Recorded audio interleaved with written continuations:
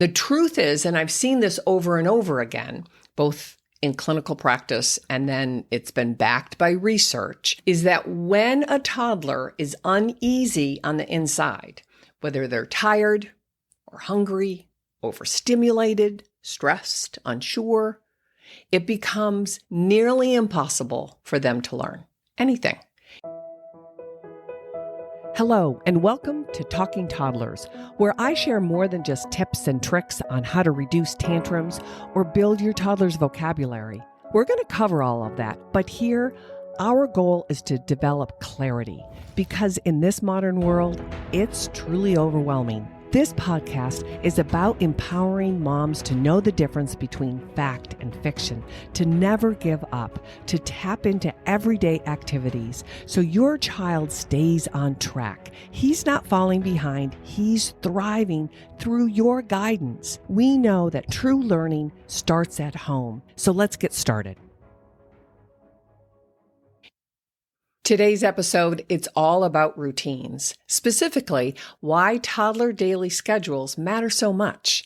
This might seem basic, I know, but I promise it's foundational. In fact, when parents ask me for one simple thing that they could do to improve behavior, to support language, to ease those transitions and reduce infamous tantrums, this is it. I assure you. So welcome back to Talking Toddlers. I'm Erin, your guide, walking you through this real, raw, and rewarding world of early child development. When we talk about routines, especially for toddlers, even though routines are important for all of us, but with toddlers, I want to begin with something deeper than nap schedules or snacks. It's not about following what everyone else is doing or striving to check off those boxes. It's about making thoughtful and purposeful choices that feel right for your family in whatever particular season or stage you're in on this journey.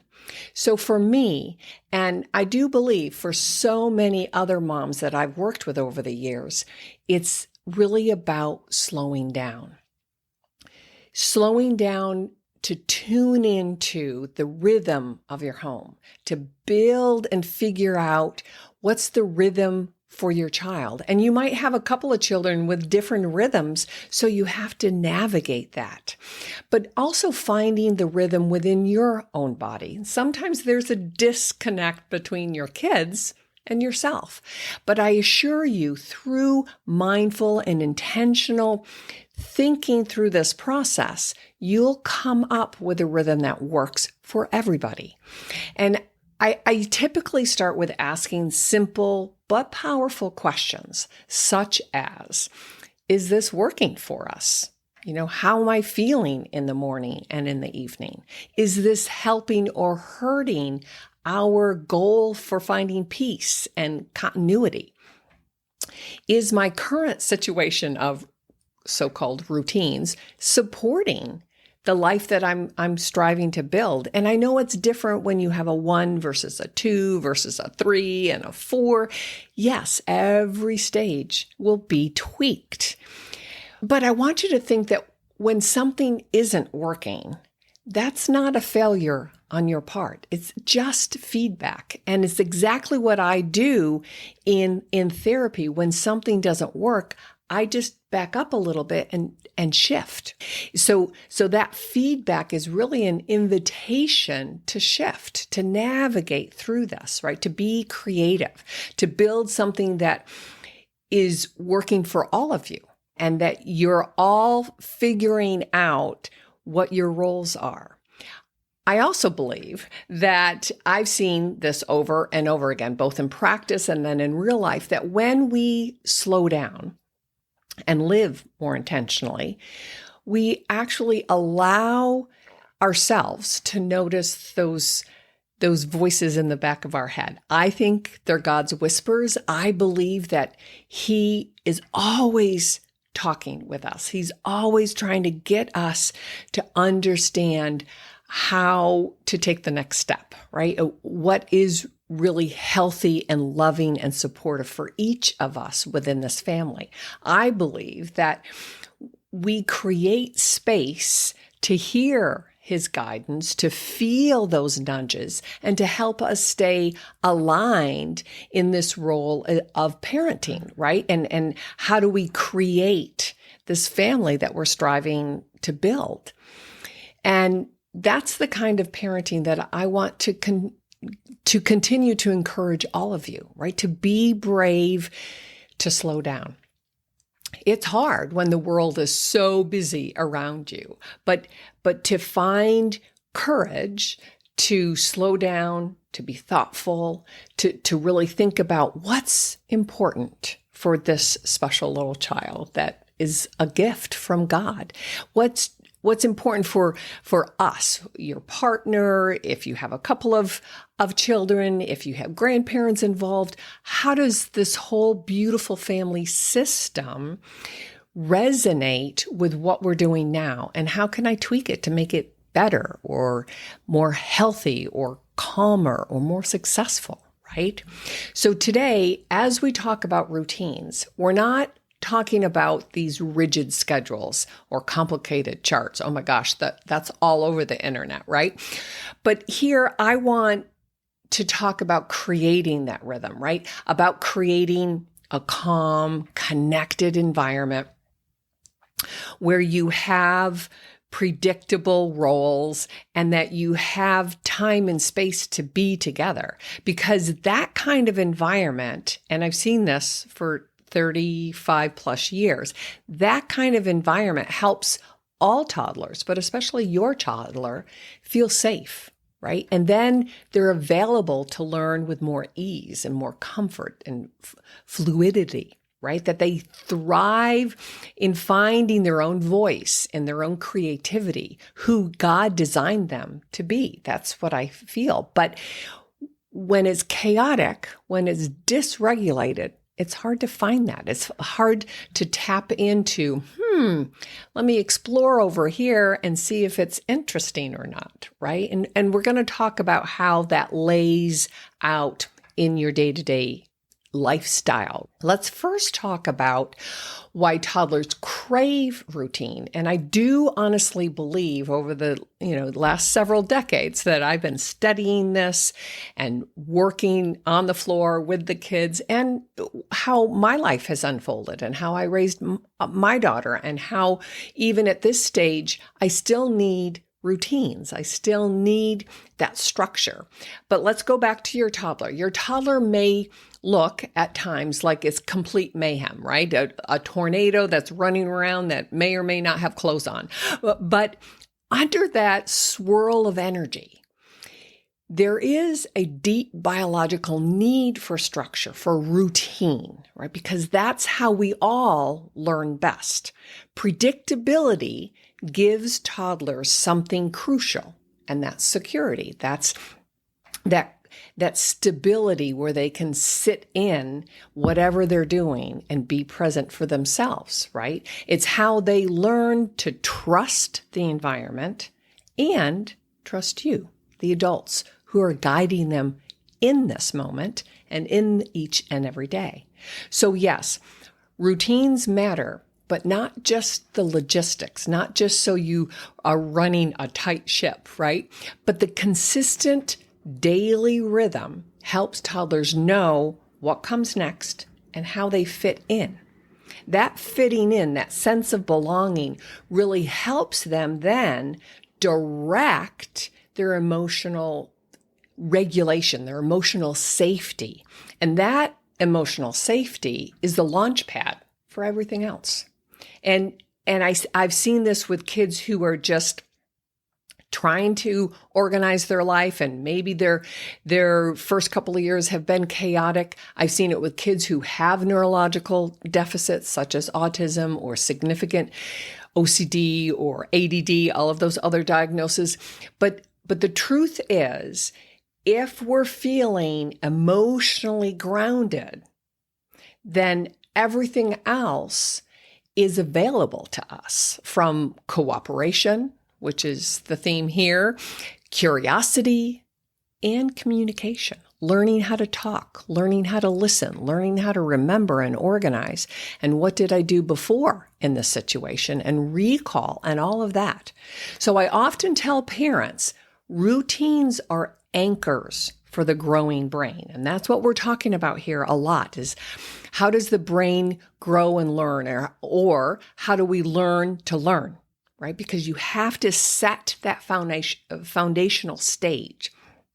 So I'm going to continue to remind you that it's not about strict schedules that rule us or dictate to us. Oh, we got to get here. And this is for another conversation, but that's where I am struggling in this stage of my career with daycare and preschool settings, because those are way too strict. And they have this timeline. We got to do these 13 things before nap.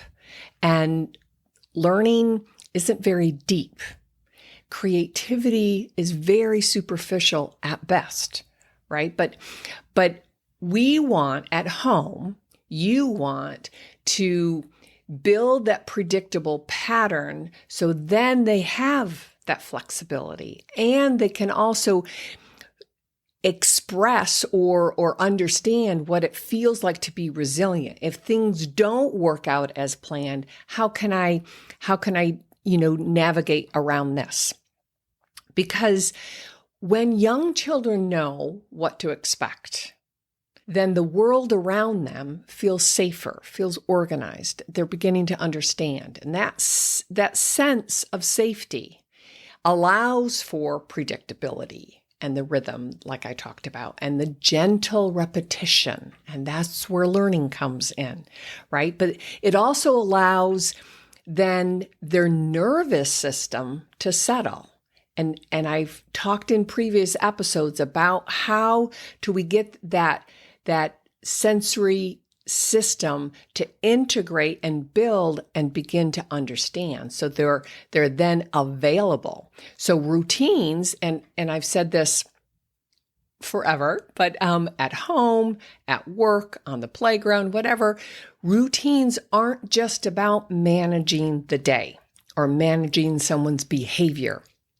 It's literally wiring their brain, and they support their emotional regulation, their sensory integration, which alongside is building that trust and creating the kind of environment where, like I said, and I'm going to keep driving this home because I do get this question over and over again, but then your toddler is ready to learn. If they're feeling anxiety or stress or uncertainty or dysregular here, and sometimes it's physiological, right? Maybe they're having digestive issues. Maybe they didn't sleep well. Maybe, there's a lot of different reasons why they might not be sensing that groundedness that we're looking for. But when we organize the environment, not with rigid rules, but with fluidity, then they can find that rhythm and they know, oh, we've done this before, right? And that there's consistency, and it helps them with those transitions. Oh, I know I can come back and finish playing with the blocks. It reduces their level of frustration. And even if they get angry or frustrated that they can't complete whatever task they're doing, they're available to listen and navigate through this, and we'll walk through some of those elements that you can use, but they will work with you, right? And they really do then understand how you and I are in this together, or the family unit. We're in it together because I'm important, whether I'm 2 or 4 or 14. I am an active member in this family. And I think that that's what routines help begin to establish. And I do think that one of the most overlooked benefits of routine is how we are priming the brain for learning. And again, it's not about rigidity. It's not about checking off 14 things before lunch. And I'm going to talk more about the brain growth and development. But when children aren't constantly guessing what's next, or what am I going to do, or what does she expect, then their cognitive resources are freed up to learn. And remember, I've said in here that cognition isn't about intelligence or IQ. It's about being aware of your environment and beginning to understand how things work, how I work with you and vice versa, how we can play with certain toys. What does it mean to get dressed or to eat and share a meal together? What does it mean when I say 2 minutes and we're going to have to run on our errands? All of that, that's cognition. That's learning to understand how this world works and how I, this little person, right, 1, 2, 3, or 4, that they're not stuck in this survival mode, right? They're available to listen to you. They're curious of, what are we going to do? They're open to imitate and learn. Oh, this is how I sweep the floor, or this is how I brush my teeth. All of that is play-based learning, right? It's getting them to work with us. And then we're also giving them that freedom to explore and learn on their own. And it's a process, but they have to feel relaxed in their environment, in their own body, in their working relationship with you to be available to access all of that. So I also want to assure you that routines are not boring and they're not restrictive. And when we do them right, they're actually a gift for everyone, I think. They're a way to create order in a child's world that doesn't feel too fast or chaotic. It doesn't feel too loud or overwhelmed. And it certainly doesn't make them feel unpredictable, right? These little tiny beings who's been around for 12 months or 16 months or 24 months or even 36 months. That's not a lot of time to understand, but it gives us months and months and months from birth, really, but we're going to talk about those first 6 months, opportunities to help guide them through this, right? Okay, so let's break it down a little bit more.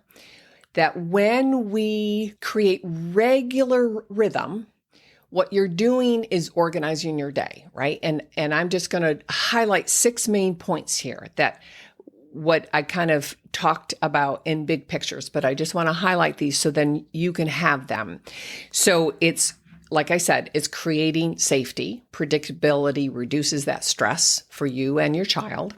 When your toddler knows what's next, they don't have to be on edge or they don't have to guess, right? Number 2, building confidence. When your child can anticipate transitions, or say, for example, they know after lunch we go outside, it boosts their sense of control. They know what to predict, and you can always cue them up as you're prepping for lunch, and maybe they're like, no, I want to go outside. Okay. We're going to go outside after we eat lunch, right? They're not just being picked up and put into one activity over another, that they're really becoming active participants. Number 3, it supports better sleep. And this really builds into, consistent sleep schedules, right? Both naps, if they're still napping, and bedtime. And it teaches the body and the brain how to, power down and then charge up in the morning. I am actually having an upcoming episode on why we sleep, quote unquote. It's based on a book, but there's a lot going on during those sleep cycles. And it's important that you and I understand what's happening for us, the grownups, but especially your toddlers, right? Today's purpose is really looking at how do we structure our day. And I think of sleep and bedtime and morning time as bookends. They're the biggest anchors that we can have in our daily routine. And recently meaning the last few years, for myself, I've really flipped the chart and said that I set an alarm in the evening to remind myself to go to bed on time. So then I have plenty of my 7 or 8 hours of sleep. Then I can wake up on time. I am an early morning person. And I can't push into the night, beyond 9 or 9:30 because I naturally wake up at 5 or 5:30. So it's when we talk about bedtime routines for your children, it's important that we look at the full picture, those both bookends, right? That kids with steady, we know this for sure, that kids with steady bedtime routines fall asleep faster, stay asleep longer, and wake up happier. And isn't that what we all want for ourselves and our kids, right? And I think that alone is a huge gift for looking at routines. And that's why when parents ask me, what's one thing that I can maybe start to implement this weekend, or what do I need to look at? What's something that's an actionable step? It's like, look at your routine and start with your bookends of going to bed on a routine. And we'll talk about the details, and then how do you wake up, right? Number 4 is under what do we get from these routines is to ease transitions, really. Because if you've ever, and I'm sure you have, if you have any child that's in walking range, if you try to end a play date or leave a party or transition from the park, and if you just say, okay, time to go, there's a massive meltdown. But if we help them with these routines and that they know ahead of time, okay, we're going to go to the park, I'm going to stay there for 1 hour, and they've experienced this before, and they have kind of this overall sense of what 1 hour means, then they'll be much more receptive to transitioning away. And it's really about them beginning to understand the sequence of events. They have experienced going, say, to a play date or to the park, like I said, or we're going to go outside and just play at home. But they understand the sequence that we're going to play, and then we're going to clean up, and then we're going to fix dinner together, and then we're going to clean up, and then we have bath, and then we have books, and then we go to bed. That they understand, they're beginning to understand, even a 2-year-old will begin to really understand what the sequence of events are, and then transitions will de-escalate and will actually build more understanding through their expectations and a lot less resistance, I assure you. And again, like I said in the beginning, it might seem like this is simple, this is basic, Erin. It's pivotal. It can really make or break your beautiful child's childhood and your time together, right?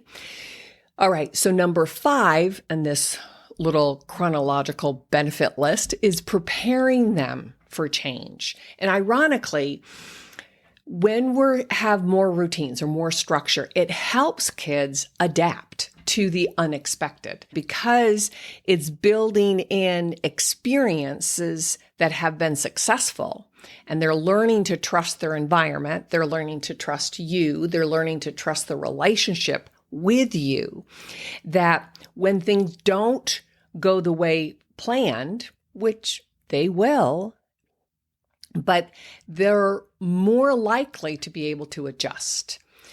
Say, for example, you're traveling or somebody else is going to pick them up from grandma's house or whatever, you can share that with them and prep them. And as long as you have these other anchor points, then they will be able to adjust within these boundaries because they've had a successful, consistent day-to-day routine, right? So if we keep these other parts stable, like meals and I've always encouraged families, and I practiced this whenever we would travel when our daughter was young, to really have meals and bath time and bedtime the same. Because if you have these big blocks that are secure, again, within a reasonable time frame, 20, 30 minutes, but it gives your toddlers that sense of continuity. They know that after dinner, we're going to get ready for bed and then go down, no matter where we're staying, right? Whether you're on holiday or not. But it's important that we start establishing this so then when it really matters, they have it in them. Number 5 is, and I think this is huge, that it lightens their mental load. And this is what I mean by it makes them more available. And I think that this is really true for us grown-ups as well as for them. But that once routines are established or they're rolling along, we're always going to tweak them, right? The routine for a 1-year-old is going to be different than 2-year-old and 3-year-old, mostly because their sleep patterns like naps are going to shift. But once we have a rolling routine, you don't have to let me say that again. You don't have to reinvent each day, right? You don't have to think on the fly or feel like you've missed something. That you can get more done in your home life, and your toddlers can feel at ease transitioning and building that sense of independence. And so lightening the mental load is good for them, but also good for us. It's the rhythm, right? The consistency that carries your family dynamics forward. And if you have to make less decisions and less chaos and less angst, then everybody's going to feel calmer. So I want to just at this point kind of zoom out a little bit and look at what the science is telling us about routines. And like I've said, as I've studied this on and off throughout the years, it's applicable to us grown-ups, to teenagers, to school-age kids, but it's always best if we start as babies and toddlers. So why do routines really matter? What's happening under the surface or under the hood, like I like to say? The science of it really suggests that because routines create that rhythm, and that rhythm regulates our nervous system, that sense of, I know what's coming next. After we have breakfast, then we clean up, and then we're going to wash up, and we're going to go on 2 errands or whatever the deal is. Go to my babysitter's, I have free play, or whatever your structure is. But it helps your child's body and brain together feel secure, feel grounded. And when they feel that way, then like I said, they're open to connection with you. Then they can play. And if you call their name, they can listen, they can hear you. It opens to curiosity. What can I do with these toys? And then it opens also to that learning of communication, right? Whether it's social engagement, whether it's turn taking, they're learning a new game, they're practicing with you, all of that. They're building their speech and their articulation. But if they're grounded, if they feel comfortable, then they're available. They're neurologically and physiologically ready to learn. And when we repeat daily patterns or routines, we wake up at the same time, we eat approximately the same time, we play, we nap, we eat again, we wind down, then your child develops what researchers call predictive coding. And like I'm saying here all the time is that's what you're doing. We're wiring the brain. We're wiring the neurological pathways to build physical skill, right? Walking, talking, climbing, scooting, all of those kinds of things, but also that social emotional. They know what they do after breakfast. That means that the brain becomes wired to anticipate and make sense of their daily life. And that predictability, just like you and me, when we know what's expected of us, it creates that calmness. And I think that that's why these poor 2-year-olds get get mislabeled, where you have the terrible twos, right? With all the tantrums. That's not absolutely necessary.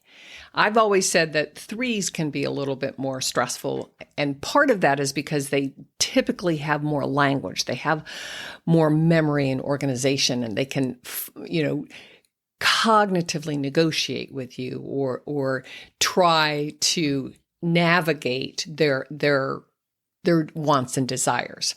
So a 2-year-old typically is a lot more redirectable, right? In my opinion. But this whole predictability and being able to be calm, it's not just about a parenting trick or even a speech language trick. It really is neurobiology. That's how we're wired. We're wired, of course, to survive, right? But the more, and if you think about it, way back when we were still, hunters and gatherers, we had to predict our day, and we followed the sun setting and rising and all of that. But it provided that calm, regulated nervous system, and then the brain has more space to learn, to connect, right? To build language and creativity. And I think I've said that 3 or 4 times here today, but at the end of the day, that's what it's all about, right? The parasympathetic versus the sympathetic nervous system, right? The parasympathetic is the rest and digest. And if we're in a calm state, that's what we need when we go to bed, to be in that calm state. That's what we need when we want to learn and grow. But that sympathetic state is much more fight, flight, or freeze. And the truth is, and I've seen this over and over again, both in clinical practice and then it's been backed by research, is that when a toddler is uneasy on the inside, whether they're tired or hungry, overstimulated, stressed, unsure, it becomes nearly impossible for them to learn anything. And I learned that early in my career. The late 80s, early 90s, it was as sensory integration was being introduced to kind of mainstream therapy, and occupational therapists, and a woman named Jean Ayers there at UCLA. Was it UCLA or USC? She was the first one that really talked about sensory integration development. If their sensory system is on fight, flight, or even freeze, they're not available to learn words or speech. They're not even available to learn how to play. And the most important thing, and I think this is what Jean Ayers taught me, was they're not even available to quote unquote behave, right? Because what I finally understood is that it wasn't a discipline issue. It wasn't that he didn't want to sit in the chair or play with me, that it really was an internal state of dysregulation, right? That sympathetic nervous system, which is anything but sympathetic when we're under duress, that they just couldn't get themselves together to listen or to even play, right? And it wasn't that they were choosing to quote unquote misbehave.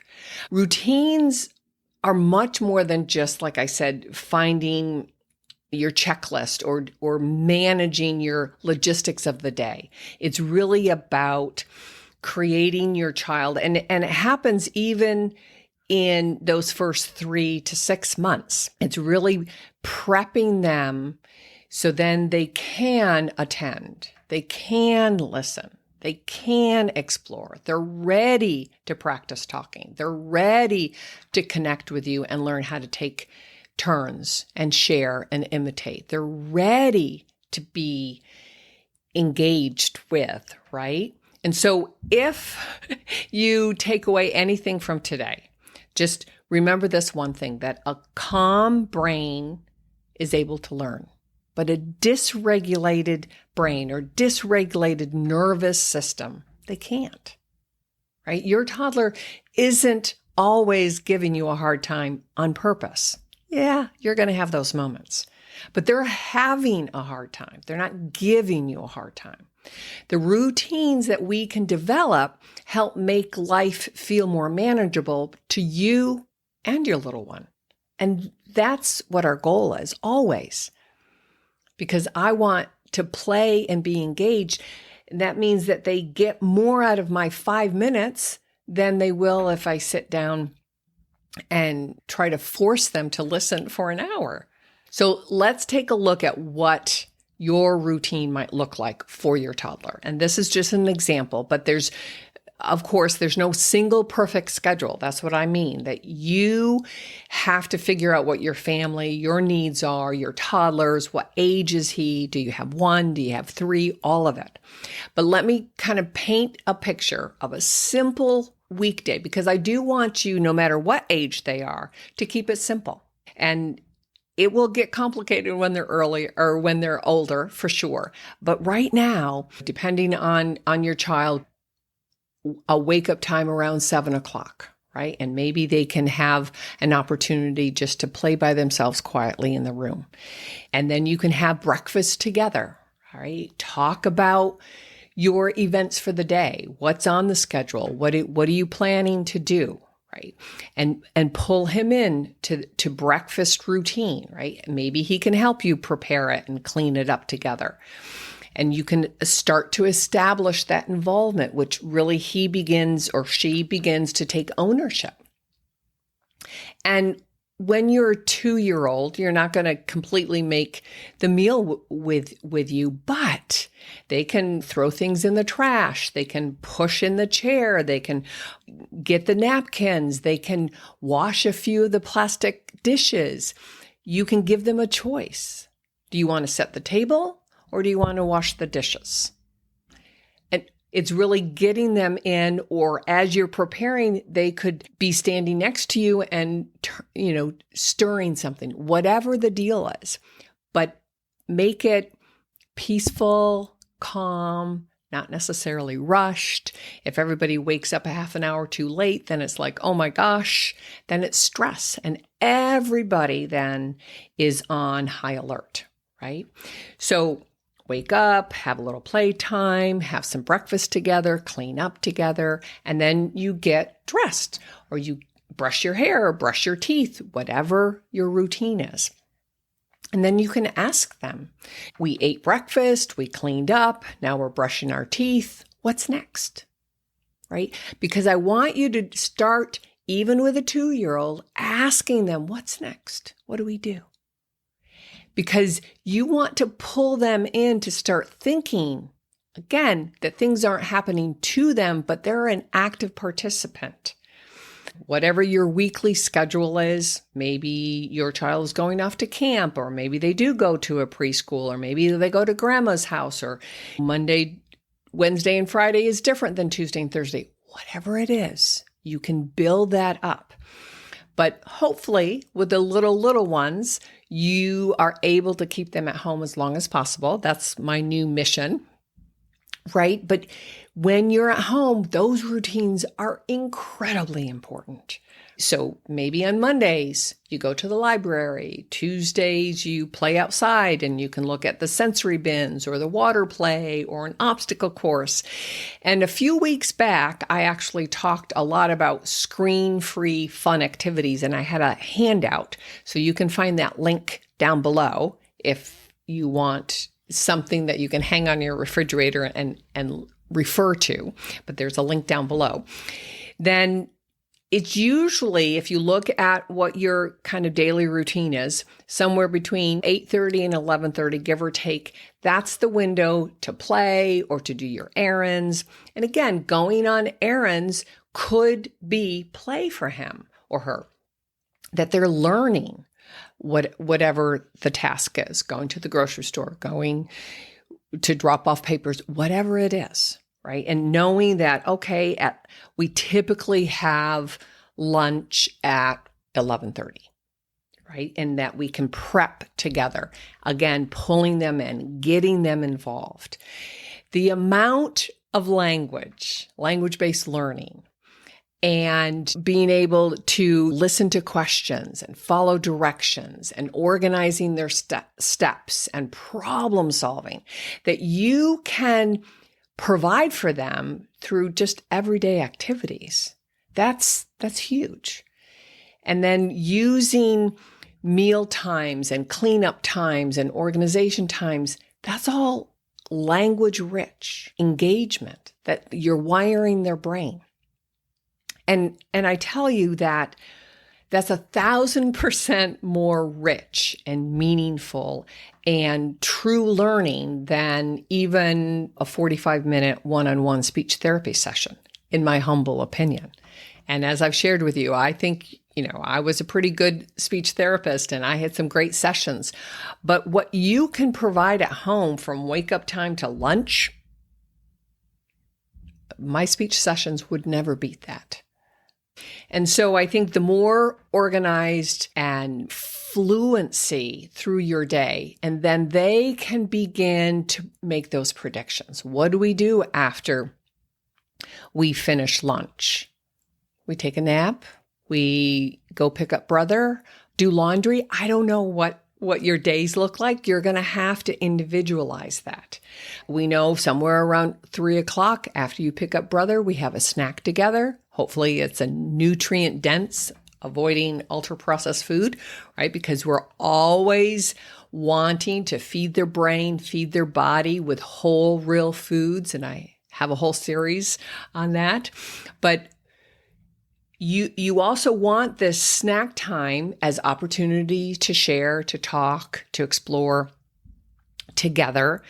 And you also want the food choices to sustain them until dinner time, a couple more hours, whether you eat at 5:30 or 6 or whatever.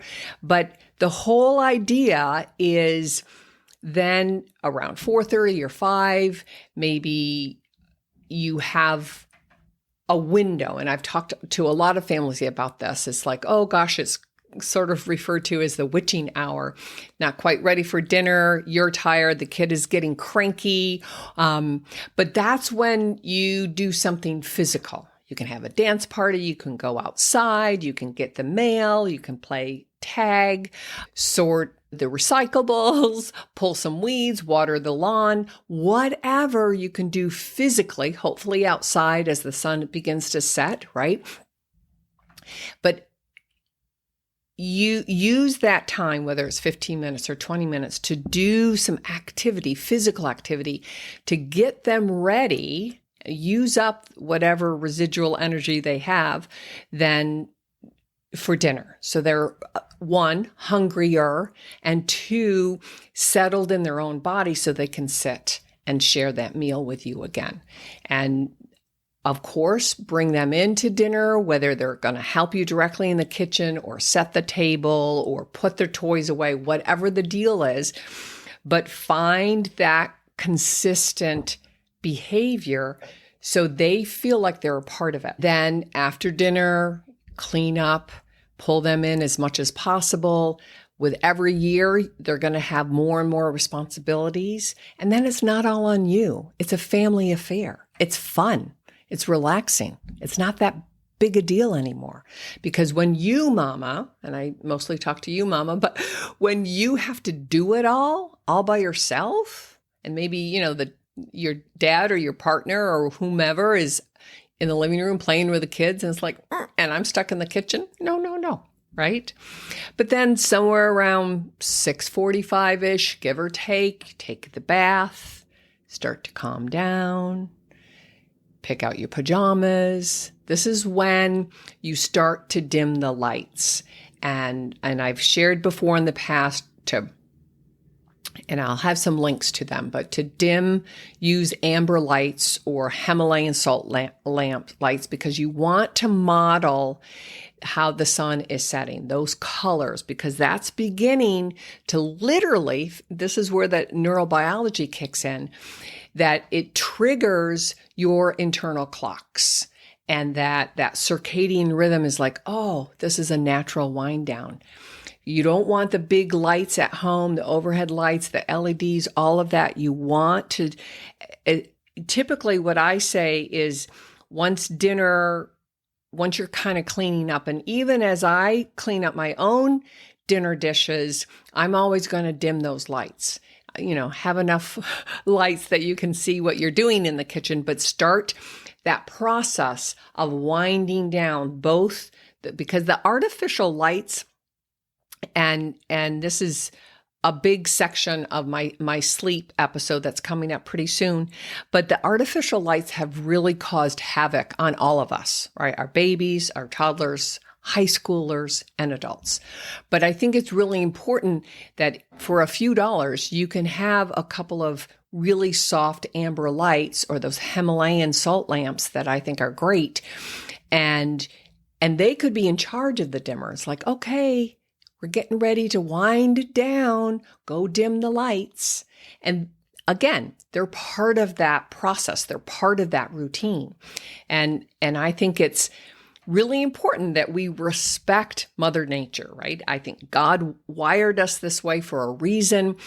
And once I started diving deep into the whole circadian rhythm and internal clocks and how the light into our eyes are affected both in the morning and then again in the evening, is pretty magnificent to think, we need to take full advantage of this. And then we all sleep better. All of us, right? But the routine then is you have a story or you talk together in bed, you say your prayers, whatever your routines are, and then it's bedtime. It's nighttime.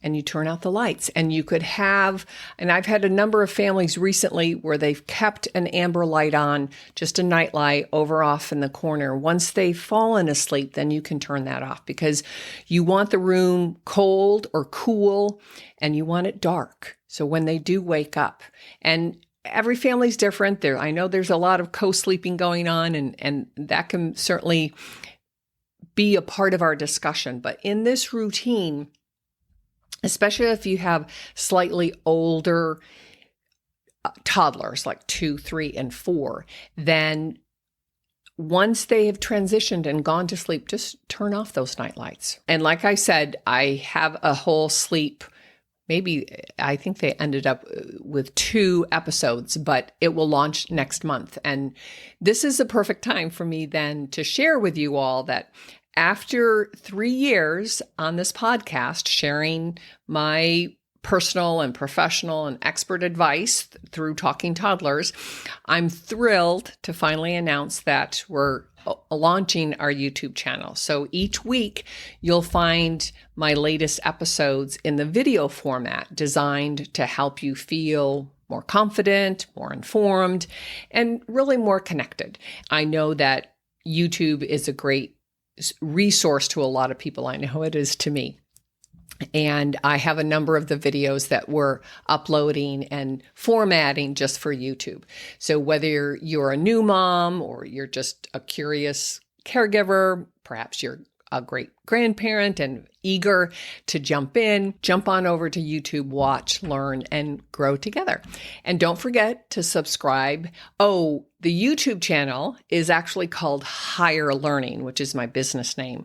And that's spelled H-Y-E-R. Higher is my last name, Higher Learning. And under there, you'll see the podcast, both the audio format and the video format. But don't forget to join my email list because there will be exclusive tips and tools in the future. And that link will be down below too. So just to kind of wrap all of this topic up, routines, I do want to include that sometimes summer can be more challenging because we have longer days, but as this is published, the days will start to get shorter and shorter because of the solstice. But also looking at weekends sometimes can have a different rhythm to it. We still want to keep those bookends pretty solid, right? Our wake up and our going to bed. And that's really important. What happens during the day and those structures, but I think meal times are pretty solid and sleep times should be those big, big anchors. But but be willing to tweak it and be flexible. The more they experience these routines and more begin to understand, then they will have more flexibility if something's different. Again, like I said, if you're traveling or you have people visiting or you're going to an extra outdoor party or whatever the deal is. Sometimes dinner will run later. Sometimes naps will shift. All of that is okay. The most important part is that you're finding some consistency. You're building those patterns, not perfection, right? That it's really, like I said, you have those anchors and then you can wiggle between them. So one final thought that I want you to kind of walk away with today is that predictable rhythms really make your toddlers feel grounded, feel safe and secure. Because of that, then that really builds their ability to cooperate. And then that cooperation makes your day-to-day much more peaceful, much more fluid. Yes, it's going to be noisy. Yes, it's going to be messy sometimes. But even in all of that, it's laying the foundation for them to be available to learn, whether they're learning about puzzles or how to cook with you or how to make their bed or all of it. All of that rich learning through language, improving their behavior, building relationships, that emotional regulation that is kind of a buzzword nowadays, right? Oh, my child is sensitive. Oh, he's just cranky. That's just his personality. I think there's a lot of environmental factors going on, right? And the key here, because I'm always looking at it through the neurobiology, is that learning this stuff they don't just happen, right? It doesn't just develop on their own. They're actually, and somebody a long time ago said that brains aren't born, they're built, right? And cooperation and understanding, that's built over time, day by day, event after event. And it's through these ordinary moments of your daily routine that they learn how to brush their teeth, that they learn how to get dressed, that they learn how to wait in bed because nobody else is awake yet, that they learn that they can play quietly by themselves if mama's on the phone. All these kinds of things is learned through experience. So if things are feeling a little chaotic in your home right now, then you can just start small. Choose one of these anchors, right? Look at your mealtime planning. Look at your morning and evening routine. And I think that that's always the best place to start to build that consistent bedtime routine. And it will take a little time, a little effort on your part. And you just share with them that, oh, this is what our new habit is. And I can't tell you, in the last several months, I've worked with several private families, and just some small tweaks with even their evening routine through, preparing the meals together, eating together, cleaning up together, and then getting ready for bed and bathing and story time, the night lights, all of that. Then everybody started sleeping better, and then they started waking up better. And so even these small wins are really, really powerful. They do create momentum. They do create a building of that, and that the whole family begins to benefit. And that's what we want, right? We want to build excitement at the same time that we're building peace and a calm sense of self. So keep in mind, and I like to say this, that toddlers aren't trying to test you or even me. And I've modeled this over and over again with families in therapy, that they're not really testing us. They're trying to build a trusting relationship, even though cognitively they don't understand that. And even though they push back, but a lot of that pushback is trying to figure out, can I trust you? Right? That routines help make that possible. And so on a final note, if today has helped you and you're beginning to rethink this and you're like, I can do that, then, please share with another friend, another mom who is trying to figure this out in this noisy, chaotic, beautiful world that we live in, but it's tricky business sometimes. And if you're ready to take a powerful specific step forward, then you can check out my tiny challenge that I've launched a few weeks ago. And that in just one short focused week, you and we can tackle together a specific challenge that you're facing. And it could be about routines. It could be about picky eating. It could be about tantrums, speech, whatever it is, that you and I get one-to-one time where I can support you. We can make a plan together and strategically solve this one specific challenge that really is tugging at your heart. And I have seen phenomenal growth in just 1 week, 5 sessions. Like I said, if it's regarding screens or sleep or food, or you're just feeling like, I don't want to do this on my own, I need somebody to answer my questions specifically. You don't have to do it on your own. I'm here. So check out my tiny challenge and I'd be more than glad to walk that walk with you. All right. Thanks again for spending your precious time with me. God bless, and I'll see you in the next episode.